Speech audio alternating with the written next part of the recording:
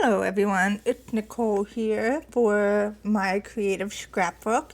I'm designing a 6x8 layout using their October kit, which features Bella Blvd Document Collection, which is fun, nice and colorful collection.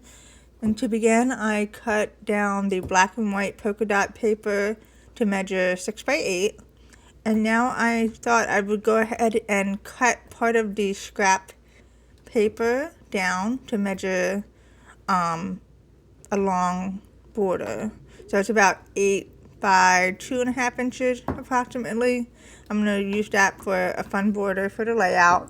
And then I just tore this paper down and I'm going to cut the piece down to 3x4 so that I can mat the photo. And then it turned out that the extra piece of paper that I tore fits the 6x8 layout perfectly, and I'm going to use it to add texture because of the torn paper. I'm going to just put it right there, lift up the ends a little bit with my nails, and then I'm going to go ahead and mount these down. I'm going to mount the photo down to the 3x4 mat, and then I'm going to go ahead and mount down the border that I cut. I'm going to go ahead and put that right there. And now I'm going to go ahead and add some layers using the leftover die cuts I had from this collection. This is such a fun collection. I had a lot of fun making things for this, with this collection. This kit, I should say. So I'm just moving embellishments around and just trying to get a feel of what design I'm going to go with. I kind of like the idea of adding die cuts across the bottom of the photo. So I think I'm going to do that. I'm going to go ahead and get this mounted here, trying to keep it straight. And then I'm going to add foam stickers to their flowers just to add dimension. And then I'm going to pop this butterfly here using foam strips. And I'm just going to bend it a little bit. And then I like to use, and I'm trying to figure out how I'm going to use it. I'm going to cut this a little bit just so that it doesn't have that hole. And I'm just going to cut it off. And then I'm going to go ahead and figure out where I'm going to put it. And I think I'm just going to put it on the side of the photo. I'm going to glue it down and tuck it behind there. And now I am looking for something else to do. I decided I'm going to go ahead and cut another tag. It's something I do. I like playing with tags and using my pattern papers in creative ways. So I'm going to go ahead and add the tag at the top just to kind of fill in the white space, because it just looks like it needed something up there. And I'm going to go ahead and add the string and cut those ends off a little bit. And then I am going to play with some more flowers.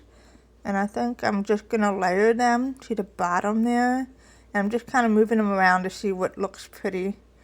The red, it doesn't seem to go with it because of the colors, so I'm not going to use that one. But I'm going to use this one, pop this up with the foam strip. And then this one, I'm going to pop that one up as well, just to add dimension. And then I am going to look for something else. I need some more flowers and things. I'm going to add the chipboard here. I'm going to pop that up there with the foam strip to add more dimension.